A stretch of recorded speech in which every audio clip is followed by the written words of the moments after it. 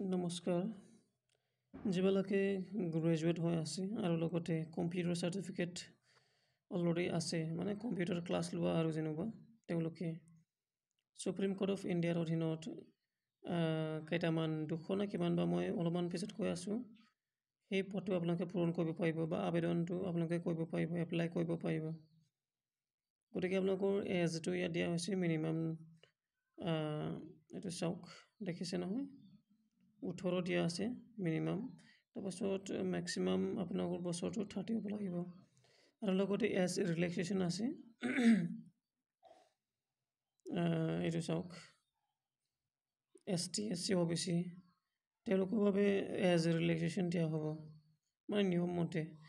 SC ST আপোনালোকে জানে 5 বছৰ দিয়া হয় আৰু OBCবোৰক 2 বছৰ দিয়া হয়। সেইটোৱে। তাৰপাছত আমি অলপমান হেৰি কৰোঁ, আগুৱাই যাওঁ ন। এইটো চাওক, এছেঞ্চিয়েল কোৱালিফিকেশ্যনটো মই ক'লোৱে, গ্ৰেজুৱেট হ'ব লাগিব। দেখি পাইছে, এইটো চাওক, গ্ৰেজুৱেট হ'ব লাগিব। আৰ্টছে হওক বা কমাৰ্চে হওক বা ছায়েন্সে হওক, যিকোনো এটা ডিচিপ্লিনত। আৰু লগতে আপোনালোকে কম্পিউটাৰত ইংৰাজী শব্দ টাইপ কৰিব পৰা হ'ব লাগিব। মিনিটত 35টা শব্দ টাইপ কৰিব পাৰিব লাগিব। আৰু কম্পিউটাৰ নলেজ লাগিব, মানে কম্পিউটাৰ কোৰ্চ কৰা হ'ব লাগিব, এটলিষ্ট 6 মান্থছৰ কৰা হ'ব লাগিব। এইটো মেনশ্যন কৰা হ'ব নাই, মই আপোনালোকক নিজে কৈ দিলোঁ, কাৰণ এটলিষ্ট ছমাহটো লাগে, আপোনালোকে এইটো জানিব লাগে।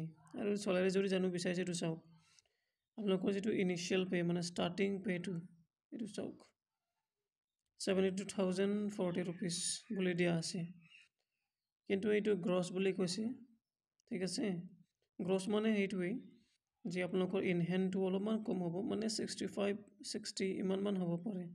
একজেক্টলি মই সেইটো ক'ব নোৱাৰিম দেই, সেইটো অনুমানৰ 65 মান হ'ব লাগে চাগে, মানে হ'ব পাৰে আপোনালোকৰ ইনহেণ্ড চেলাৰী, মানে একাউণ্টত ইমানমান সোমাব আৰু 60,000 মান। তাৰপিছত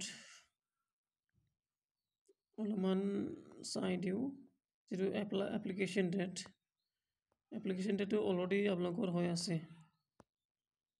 ক'ত থাকিলে অলপমান উলিয়াই দিওঁ, এইটো চাওক, আপোনালোকৰ যিটো এপ্লাই ডেট এইটো হ'ল অলৰেডি, মানে এতিয়া চলি আছে আৰু চলি থাকিব মাৰ্চ মাহৰ 3 তাৰিখলৈকে। মাৰ্চ মাহৰ 3 নহয়, 8 তাৰিখলৈকে, ঠিক আছে, ইমানলৈকে চলি থাকিব। আৰু কেইটামান হেৰি ইনষ্ট্ৰাকশ্যন ইয়াত দিয়া হৈছে, এইটো মই চাই দিওঁ অলপমান। এইটো চাওক, আপোনালোকৰ যিটো হেৰি পৰীক্ষা, সেই পৰীক্ষাটো 100 নম্বৰৰ হ'ব, consisting of 50 general English question, ইংলিছৰ পৰা 50 নম্বৰ আহিব আপোনালোকৰ। লগতে কম্প্ৰিহেনশ্যনো থাকিব। ভাল খবৰ, ইংৰাজীত যিবিলাকে ইজি পাইছে তেওঁলোকৰ বাবে বহুত ভাল খবৰ। আৰু তাৰপিছত 25 নম্বৰ জেনেৰেল এপ্টিটিউড কুৱেশ্যন, মানে ইয়াত ৰিজনিং থাকিব আৰু মেথছ থাকিব আৰু 25 নম্বৰ জেনেৰেল কুৱেশ্যন থাকিব, মানে জেনেৰেল মানে জিকে আৰু সেইটো থাকিব। আৰু লগতে অবজেক্টিভ টাইপ কম্পিউটাৰ নলেজ, মানে 25 নম্বৰ অবজেক্টিভ টাইপ থাকিব লগতে, অবজেক্টিভ দেই। আৰু সেইটো হোৱাৰ পিছত আপোনালোকৰ টাইপিং টেষ্ট হ'ব, মিনিট, সেইটো চাওক, সময় দিছে 10 মিনিটছৰ। অথনি মই ক'লোৱেই 35 ৱৰ্ডছ পাৰ মিনিট আপোনালোকে টাইপ কৰিব পাৰিব লাগিব, মানে 1 মিনিটত 35টা শব্দ টাইপ কৰিব পাৰিব লাগিব ইংৰাজীটো দেই। তাৰপিছত mistakes allowed up to 3% of total words to be typed.